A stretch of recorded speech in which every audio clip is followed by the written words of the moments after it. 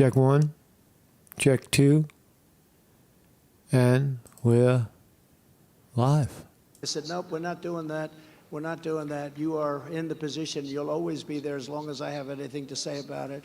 Joe Biden is the most incompetent and corrupt president in U.S. history.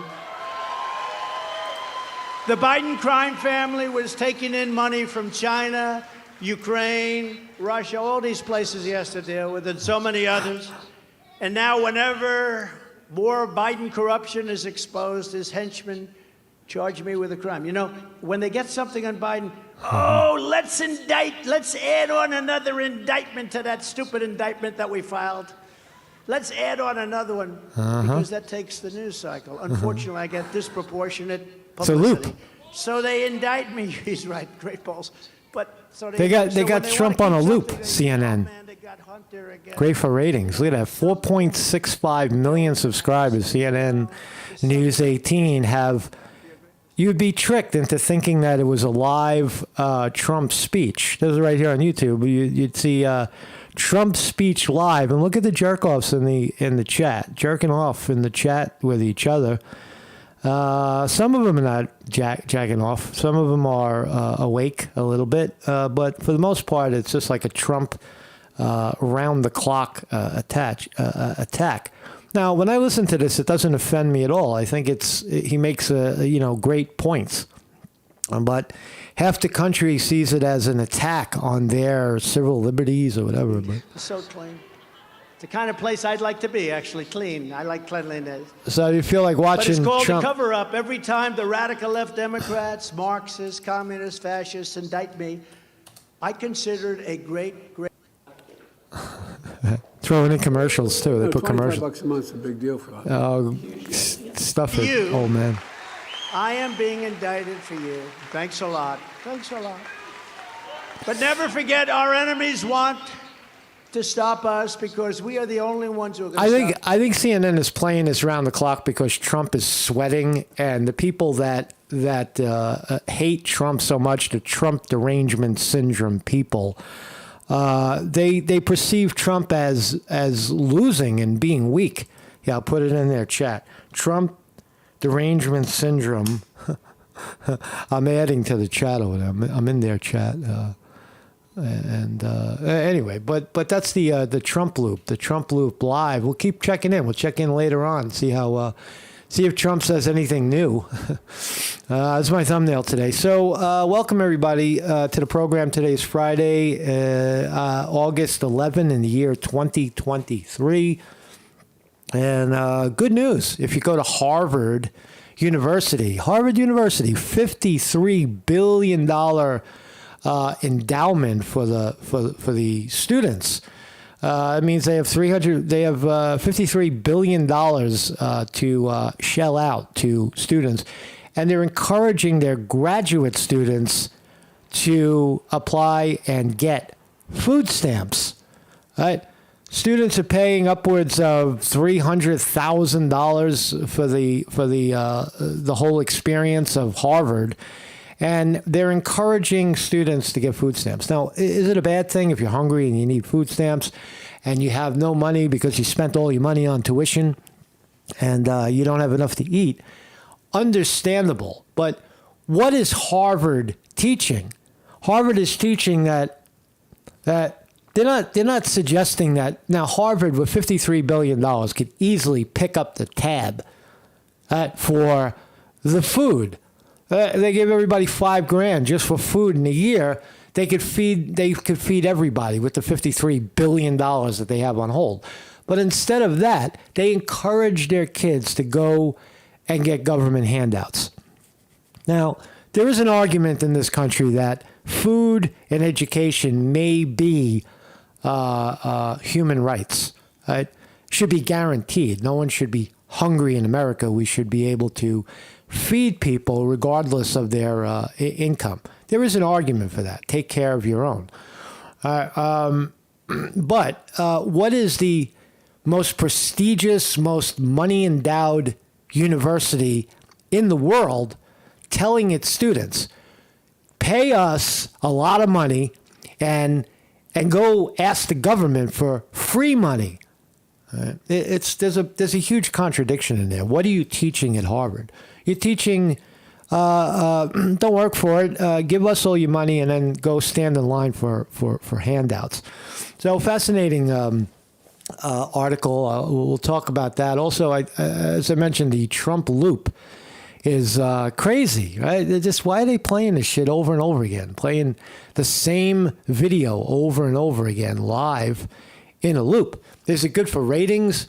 Does it? I would imagine CNN wouldn't be playing it if it didn't rile up their base of, crazy leftists that just fucking hate Trump. Why are they doing it? Try to swing an election? That's free speech, but it's just a profound thing. And I had mentioned also COVID dogs. COVID dogs. You hear them barking. I can't even open my windows these days.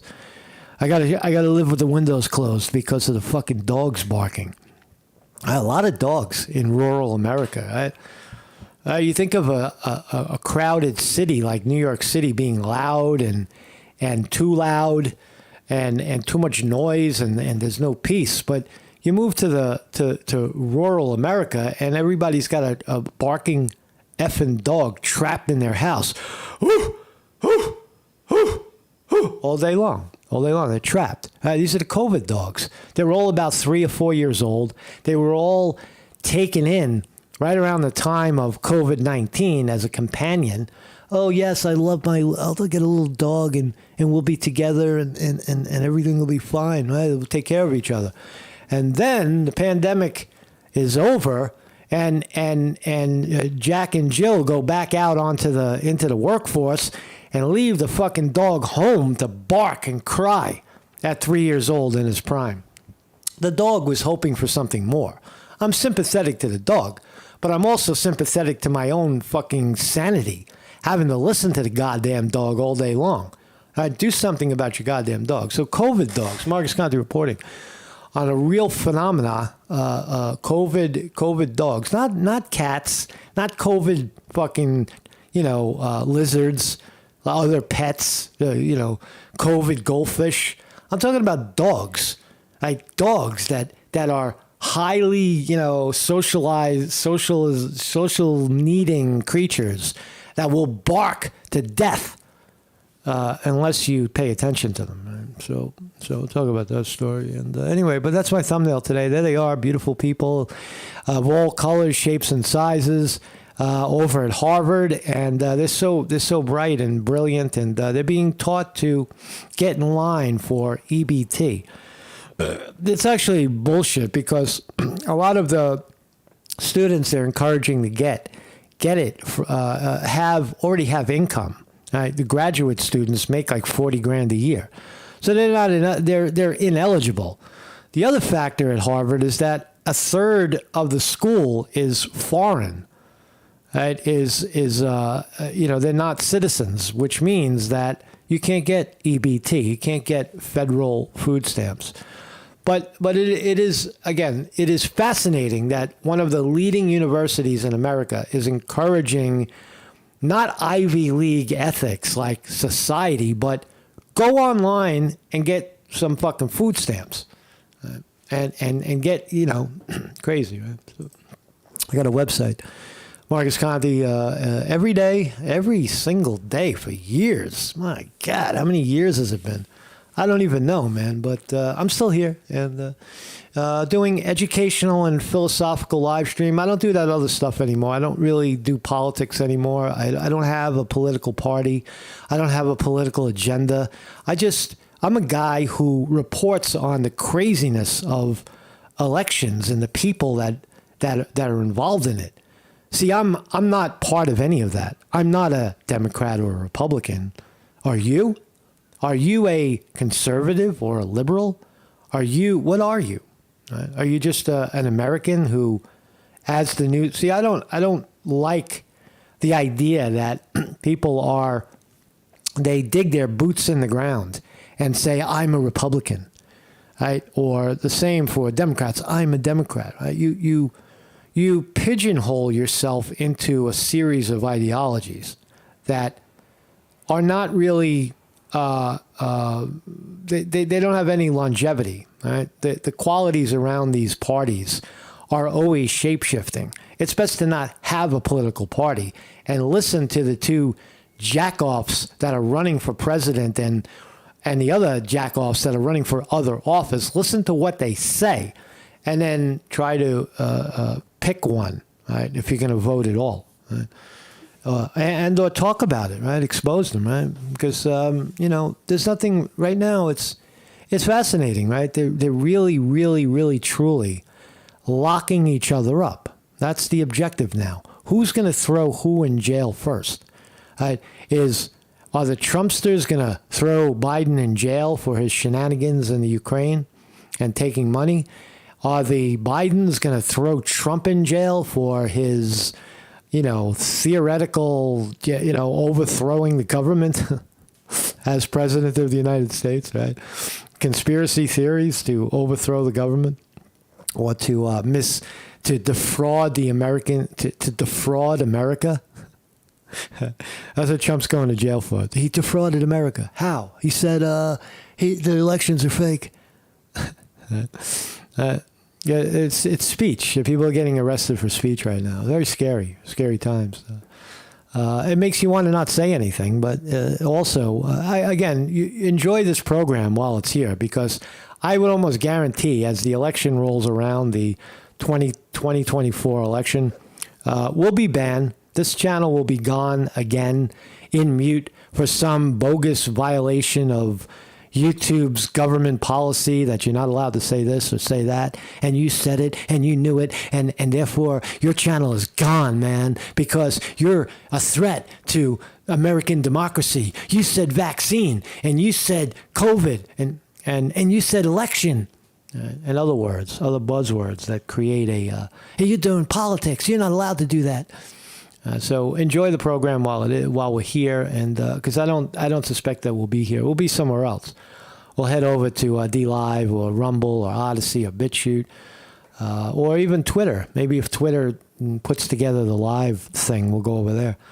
And every morning, right now, we are here on YouTube, 9 a.m. Eastern Time, philosophical, educational live stream, talking about current events of our time, fascinating events. You can Zelle me if you want, shorthappylife@gmail.com. Send some cash over. So craziness, right? Autistic girl screams and cries as police arrest her after comment about officer looking like a lesbian. So a woman, young woman, girl, calling her a girl, she is crazy. She has autism. Right? She's got a problem. Right? She's got a behavioral problem, and she looks at two cops and says, "Hey, man, you look like a lesbian." And for that, in England, they arrested her for, I guess, a hate crime of some sort. What the fuck is going on in the world? Right? It could be viewed as humor. It could be funny. Hey, man, you look like a lesbian. Is that a bad thing? How are you hurt by that? Are you a lesbian? Are you? Are you not? If you're not a lesbian, then it's funny.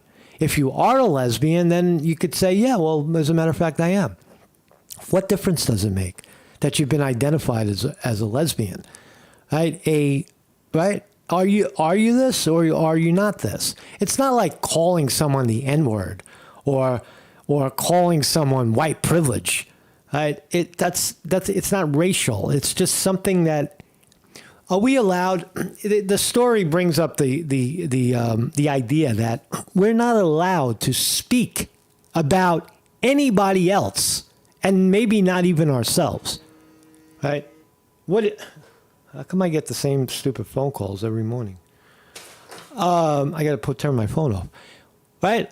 Are we allowed to? What are we allowed to speak about? We're not allowed to speak about. We can't, make a reference to someone. But look at the story. Police in the United Kingdom arrested a teenage girl, fucking under 18, a kid. Police in the United Kingdom arrested a kid whose mother said she has autism after the child made remarks that one of the officers resembled a lesbian. Right? She's getting arrested, says the officer.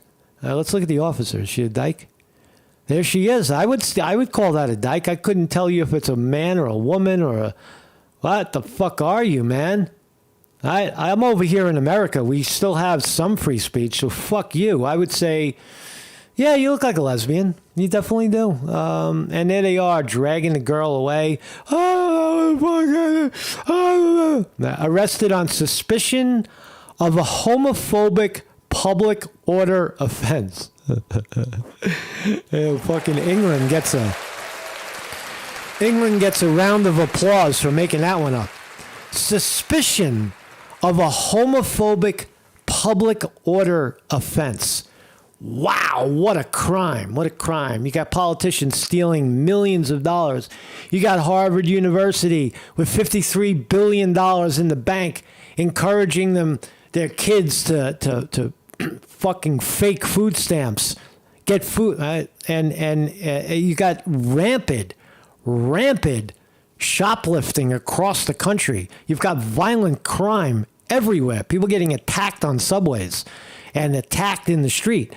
But an autistic girl who arguably her mind isn't clear refers to a cop as, asks nicely, "Are you a lesbian? You look like one." And they drag her away. Right? So that's crazy, man. The laws are all fucked up in this world, right? The West. Same here. Look at this guy, Rochester dentist. This guy's a fucking dentist in Rochester, New York, accused of hosting racist Juneteenth party. Sues local police and lawyer for defamation. So, long story short, some jerk-off fireman, black guy, here he is. Look how upset he is. Those are the firemen. Oh, I'm pissed off, man. A bunch of fucking white racists, man. So he goes, this guy, a dentist and his wife have a party, a Juneteenth party. Right? And this clown was invited through a third party. So he tags along to the party. And he claims in a lawsuit, he then turns around and sues the couple and says that they were making fun of blacks at the party. They had buckets of fried chicken, Kentucky Fried Chicken buckets. No, they were serving chicken, you jerk off. Some people like fucking fried chicken. Even blacks like it. What about the watermelon? Right? They should have watermelon on the table too. That's racist. Watermelon and fried chicken are hereby declared racist in America. And if you refer to it as anything black, then you're a racist. And forget about sense of humor. You're not allowed to have fun anymore. It's a party. It's a party, and you're not allowed to laugh and enjoy the Juneteenth holiday. Ask yourself this: do some people like fried chicken? When I go into a Chinese restaurant and I order something like, stir-fried vegetables and fried rice, there's a black guy online. What is he ordering? He orders the fried chicken and the fucking French fries, right? And that's my observation. Sometimes the Chinese lady behind the counter will say, "What do you want? Fried chicken and French fries?" It's funny because you come here every day. You order fried chicken. You don't sue me. You order fried chicken. You black.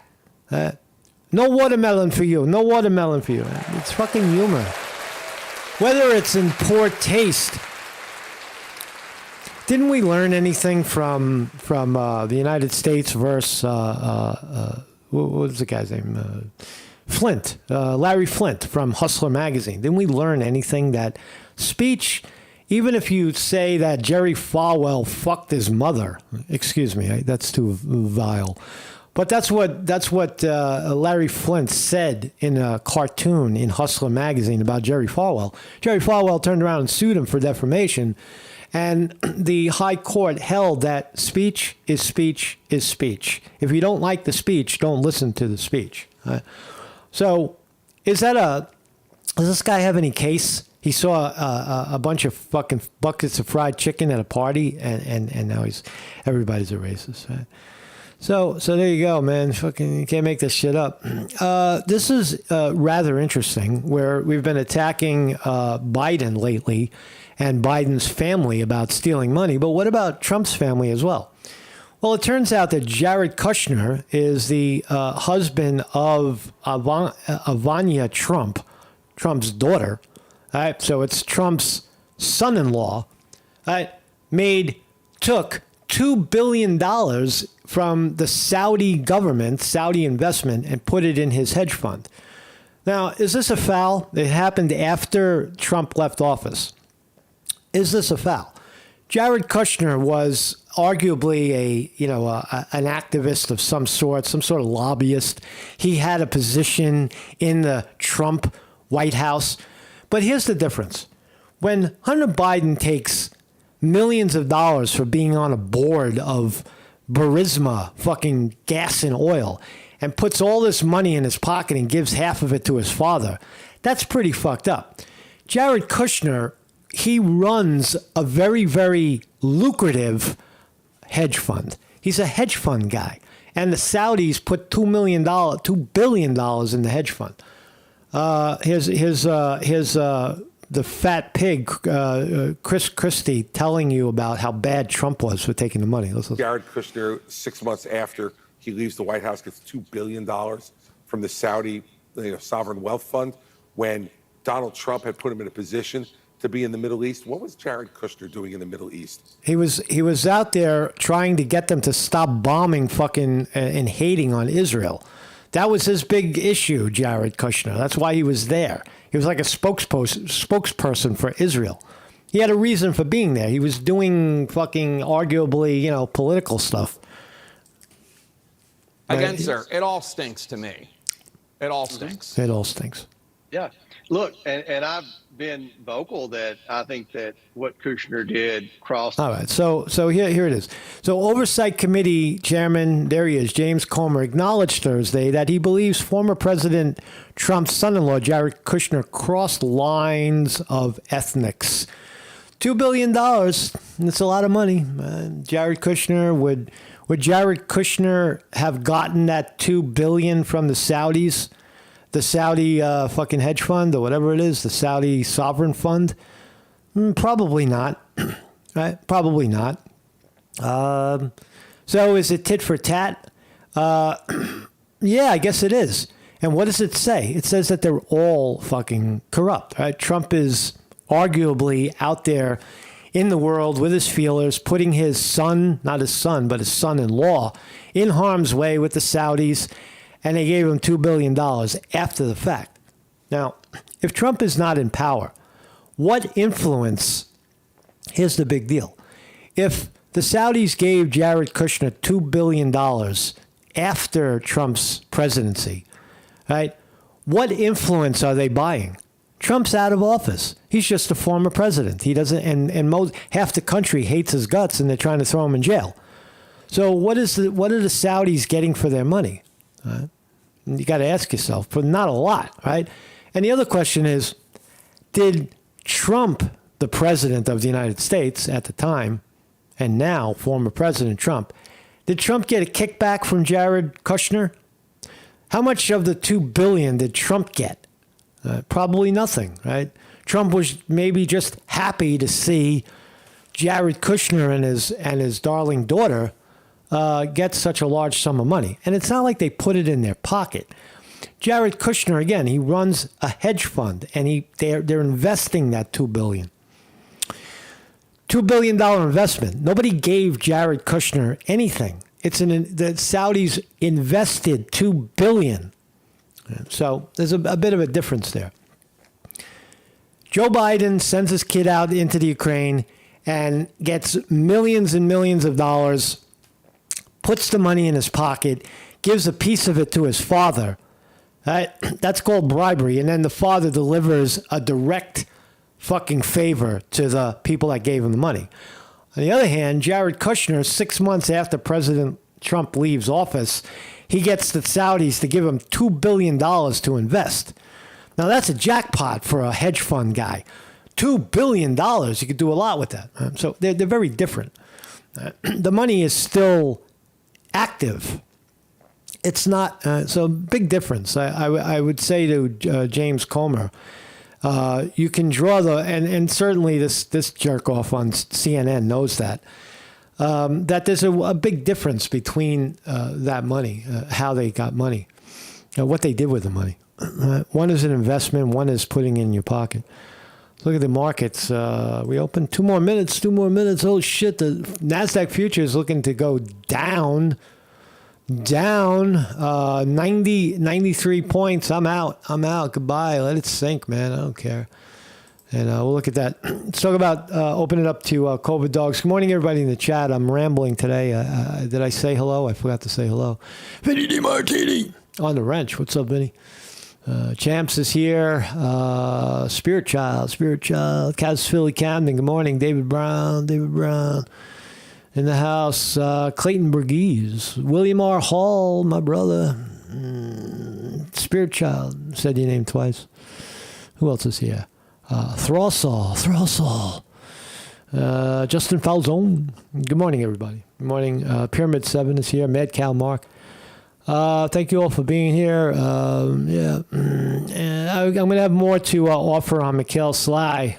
Mikhail Sly is out there serving some time for a real great guy. He was a participant in the chat for a long time, and he's over there serving some time for his involvement in January 6th right now. And I'm going to write him a letter, and I'm going to get him, if he wants to talk to us about it, I'm happy to read it. I don't think right now he can get email, but I'm going to send him a letter with a stamp and old school in an envelope, and then if he's okay with it, I'll tell everybody what he says. So New York City animal shelters, COVID dogs. Right? This is hurts to talk about it. I wanted to talk about it a while ago, but I feel sorry for the dogs. Nobody wants to see a dog in a cage. Nobody wants to see a dog euthanized. Nobody. That's not what I'm saying here. What I'm saying is that if you take on a dog till death do you part. That's your friend. That's your comrade. Don't lock your dog in the house and he's got to go to the bathroom and he's all by himself and he barks all day long. That wasn't the deal. You brought the dog in under the assumption that you would love the dog and not leave the dog alone to bark insanely and drive itself crazy and everybody else around it. But here's the statistics. New York City animal shelters, just reporting on New York City, but I would assume that if it's in New York City, it's elsewhere as well. New York City animal shelters overwhelmed as owners give up pets in record numbers. What a fucking shame. Right? I've never given up a pet.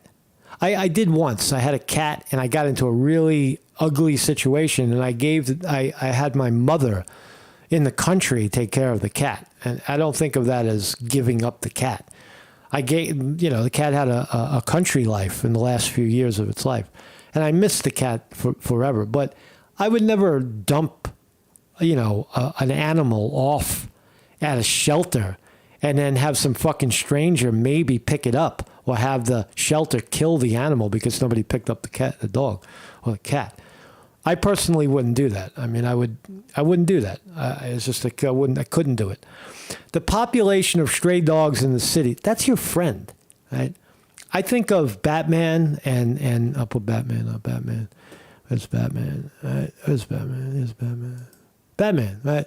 Now, could I give up Batman? Batman passed away about a year ago, but would I have ever given away Batman, my best friend, because my life became too fucked up?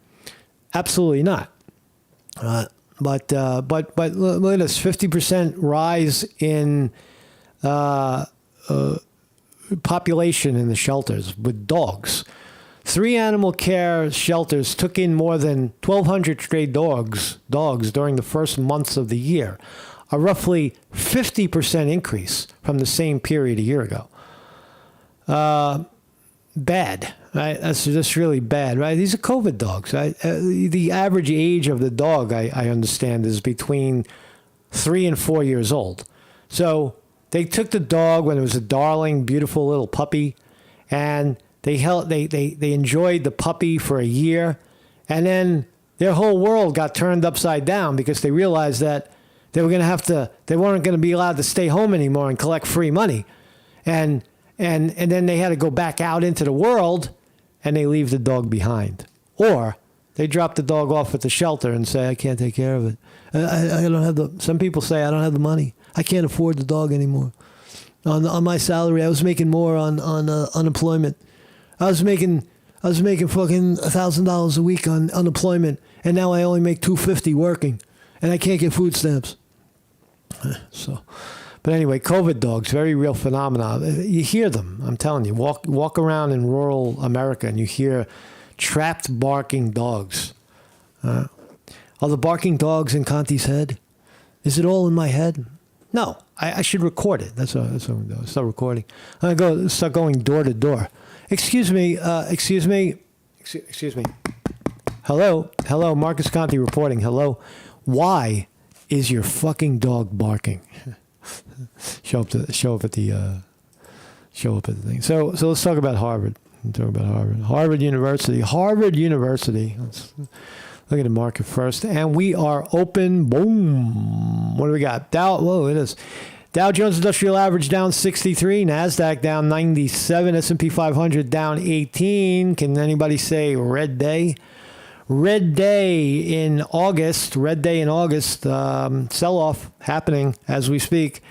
NASDAQ going down. Rivian, all the even the meme stocks, Rivian getting a little hit right here, down to 2182. I think that's going to be a buy after the downward storm is over. Rivian Tilray will probably take another bounce up on the meme stocks. Also, probably the setup for the NASDAQ is coming. I just think technology right now is, as it comes down a little bit, it scares people, so they sell, and it goes down even more. They're trying to get that profit from the magnificent rally that they just experienced.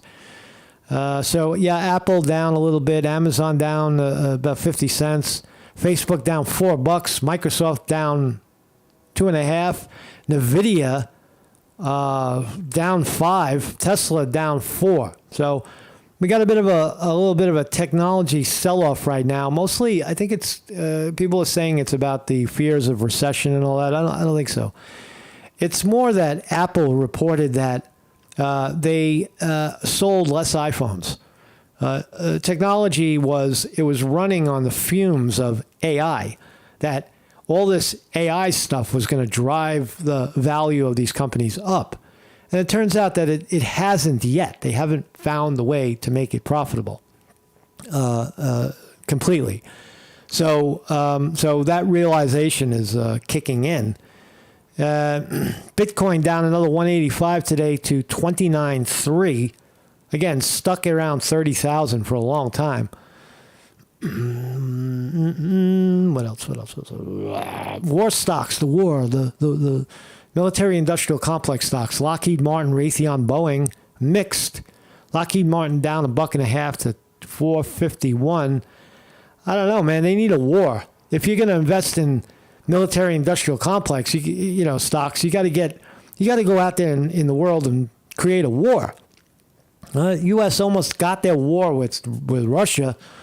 I don't think they're going to get it with China, but they need a war for these stocks to go back up. Or we need another.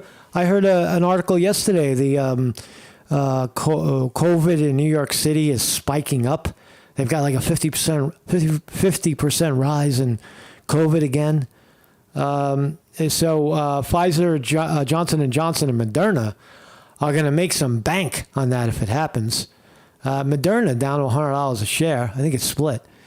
And Johnson & Johnson 172 and Pfizer 35. These are your vaccine industrial complex stocks, the holy vaccine stocks, and the war stocks right here. How's the marijuana stocks doing? Marijuana. Oh, the ETFs that follow marijuana, not so good. They're moving up because Tilray, Marcus Conti touting Tilray, the next meme stock, and when it spiked, everything else spiked with it. All right, let's give ourselves a hand. That was a good play. You got to listen to me when I do that. Listen to me when I do that. Even if I'm not listening to myself, when I put out a meme stock, I mean it. They're well researched. I gave you Rivian at $14 a share. It went to 28. I gave you Tilray at $1.66. It went to $3.05. Those are huge moves. Those are 100% moves in the course of a month or two. So I know what I'm talking about most of the time. I don't always do it. Like this one, I missed this yesterday. I had a short in and I accidentally took it out. I would have made a lot of money on the way down. But anyway, man. Anyway, stop would've, could've, might've. That's horrible, right? I do that to myself all the time. I should've, I could've, I would've, I might have. It's all bullshit, right? It's only what you do. Right? So Harvard University recently organized an event to support graduate students enrolling in government assistance programs. Wow, they're looking out for their students. Harvard, that big university, $53 billion endowment. It is the wealthiest academic institution globally, with an endowment of $53 billion. With such a substantial endowment, Harvard has the means to support a wide array of academic programs, research endeavors, and scholarships and initiatives. What about, now this is a crazy idea, right? This is fucking crazy, right? Why not include food as part of the tuition, right? Why not make the dining halls on campus free for everybody, every student? If you're a student, you have a student ID, you walk into the dining hall and you eat. Is it that much of a problem, right, to feed people who can't feed themselves? Why don't you say, look, if you're eligible for food stamps, right, how about this, Harvard? You're eligible for food stamps. Okay, we'll make you eligible for a free meal plan at our university. What the fuck are you teaching? Here's the flyer that was circulating on Harvard. I found it. Took a while. Fuel your body and stock your pantry. SNAP benefits. Sign up for graduate students. Did you know that graduate students may qualify to receive assistance paying for food and groceries? And I kind of knew that, but I could tell you that they're not going to get it. They're not going to get it because the average graduate student makes money at your college. They get paid $40,000. They're giving it all back in tuition, but they still make $40,000, which puts them. They make too much money. You got to be well below that. They may get in food stamps. They may get like $15 a month. What's that going to buy you? What does $15 buy you in the supermarket? A bag of rice. So you're not going to fucking survive. A couple of loaves of bread. So you're probably not going to get it, but you can't make it up. There it is. Cabot Science Library Discovery Bar, open to all Harvard graduate students. Come in, sign up. We'll sign you up for SNAP benefits. Flyer was disseminated across the campus. Harvard graduate students expressed its view advocating for more substantial measures to assist graduate students by raising their annual salary to $60,000 instead of the annual salary of $40,000. Well, that's an idea. But if we're talking about food, isn't it much simpler to just make food available for anybody who wants it? Campus food isn't so bad. I went to Syracuse. I had a food plan. When I lived in the dorm, I had a food plan because you can't cook. You're in the dorm. You can't cook, well. And the food isn't bad. You sometimes it's garbage, but a lot of times it's pretty damn good, right? Three hots every day, same time. Show up, you sit down. You don't have to wash any dishes. You don't have to do anything. You don't have to cook. You don't have to wash dishes. You just sit down and you eat. Right? Why can't Harvard offer its students free food? Why? They're paying all this money, prestigious university, and also when a Harvard business student graduates and he goes to work at Goldman Sachs, Goldman Sachs doesn't turn around and say, you're on your own for eating. No, they have cafes. Every investment bank on Wall Street, the good ones, have cafeterias where people can go and eat.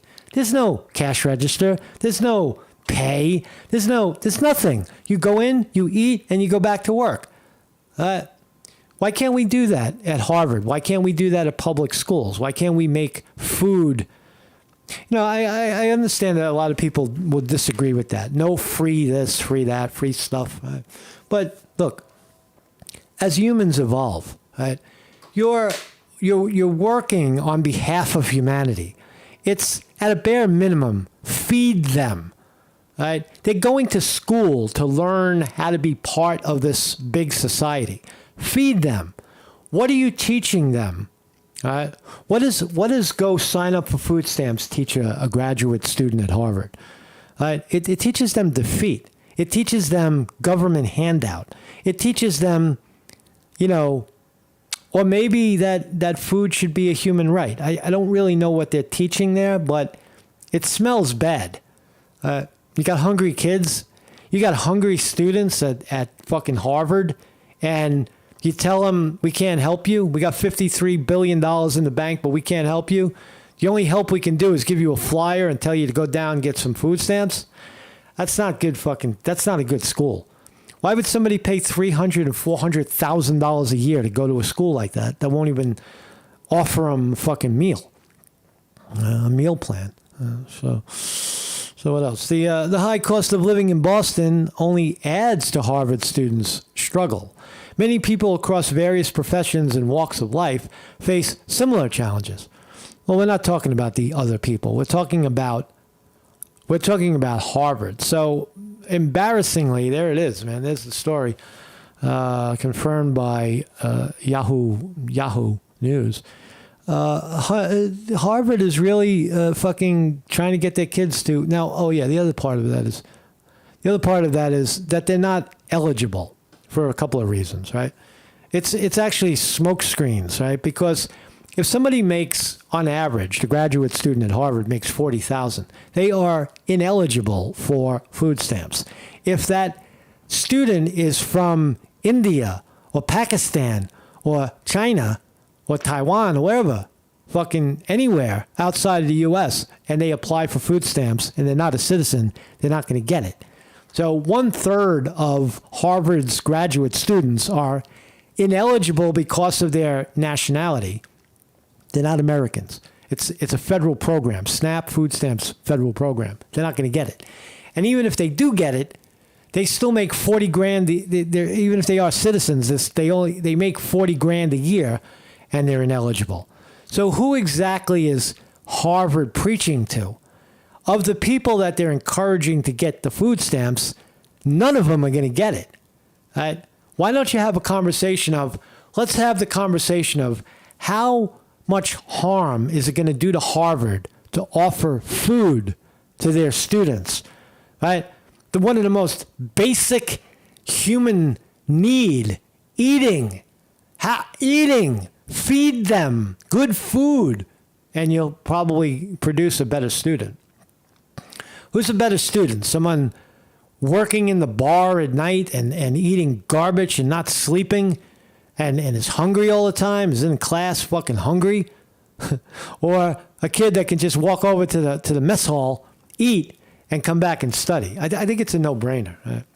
But what are the income limits for food stamps? I already know this because I worked for HRA in New York City. It's look at this.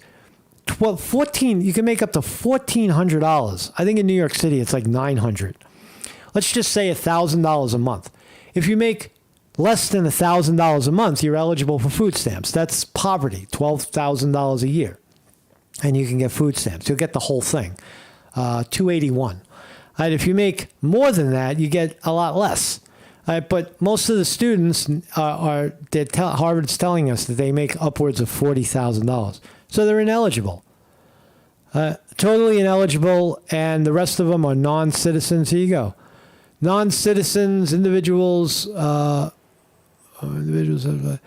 yeah, you can't look. You can't get food stamps if you're not a U.S. citizen. So anyway, there you go, man. So Mark Scott reporting. How's the market doing? Okay. Oh, now NASDAQ going down. We're going down.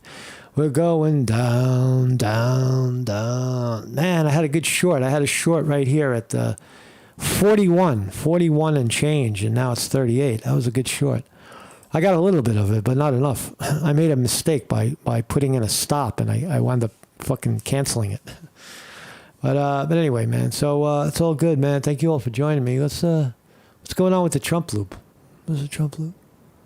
What's the Trump loop? Trump loop? Trump loop? What happened here? Why are we dead? Are we live?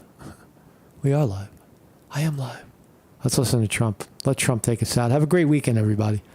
And enjoy yourself. Would it be okay if I charged them half, 100%? No, sir, that's not free trade. How about 50%? How about 25%? How about 10%? He said, no, sir, it's not free trade.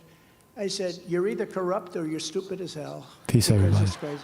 So we're going to pass it. So if they charge us, very simple, we charge them, and it's probably all going to disappear. The Biden economic bust will be replaced with the historic Trump economic boom. I will immediately terminate every open borders policy of the Biden administration. Our country is being invaded. Following the Eisenhower model, we will use all necessary state, local, federal, and military resources to carry out the largest domestic deportation operation in American history. Gotta do it. Gotta do it. And I will use Title 42 to end the child trafficking crisis by returning trafficked children to their families in their home countries immediately. To stop the Marxist prosecutors who release rapists and murderers while persecuting Republicans, conservatives, people of faith, and me, by the way. I will direct a completely overhauled DOJ to investigate every radical DA and AG in America for their illegal, racist in reverse enforcement of the law. And we will bring back a thing called stop and frisk in our cities. On day one, I will sign a new executive order to cut federal funding for any school pushing critical race theory, transgender insanity, and other inappropriate racial, sexual, or political content on our children, our beautiful children. Our beautiful children are being destroyed by these maniacs. I will keep men out of women's sports. It's very easy to do.